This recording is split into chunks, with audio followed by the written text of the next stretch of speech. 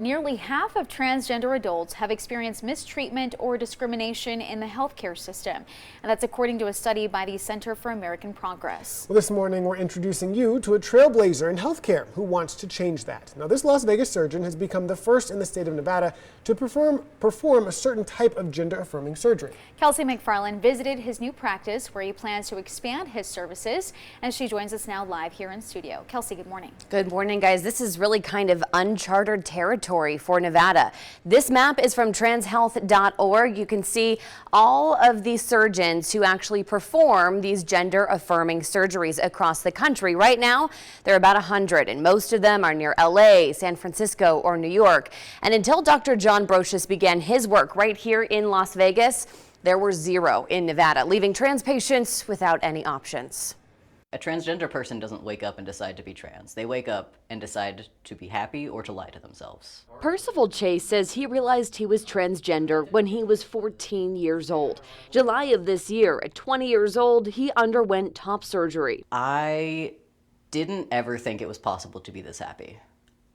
I can vividly remember assuming that there was never going to be a time in my life where I felt comfortable looking in the mirror and seeing myself. Dr. John Brosious, a board-certified gender and reconstructive surgeon, performed his surgery. Dr. Brosious treats me like I'm a patient trying to get an issue solved, and not like I am a freak, like I am immoral, like I am, like I said, an exception in any way. Dr. Brosious recently opened Vegas Plastic Surgery Institute with his partner, Dr. Joshua Goldman.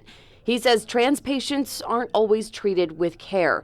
It's part of the reason he started offering this specialty in our valley. His first trans patient years ago cried during their consultation. And she said, "No, I'm not, you didn't offend me. These are tears of joy that you're the first doctor that ever took me seriously and was willing to do my surgeries in the whole city." And so that broke my heart, actually. Seeing that there's, this whole entire community that healthcare is just kind of left behind. Dr. Brosious says it didn't take long before many patients from the transgender community arrived seeking chest surgeries, but there weren't any doctors, including himself, who could perform genital surgery. To fill that need here in Nevada, Dr. Brosious did years of research and observed surgeries across the country to study the technique. He expanded his practice to include the specialty in 2020. And there's a lack of formal training because this is a relatively new area within plastic surgery. It kind of overlaps with gynecology and urology. And training wasn't the only hurdle. Dr. Brosious has battled with insurance companies to ensure surgeries are covered. He's also had to find hospitals that will allow the genital procedure. Before they offer a new service line like gender surgery, they want to look at the historical data. Are these procedures going to make us money or lose us money? And then there's wraparound care needed. Dr. Brosious has had to find doctors to prescribe necessary hormones and mental health professionals to do psychological evaluations before surgery. It basically controls my whole life.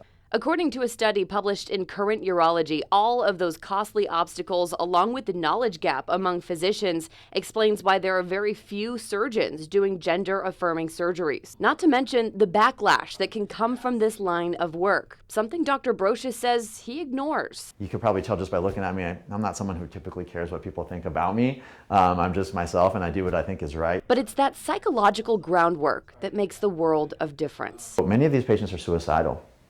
They suffer from what's called gender dysphoria, and that's basically the incongruence between their brain and their body. No matter how hard these operations are, no matter how stressful it makes my life, I'm saving lives.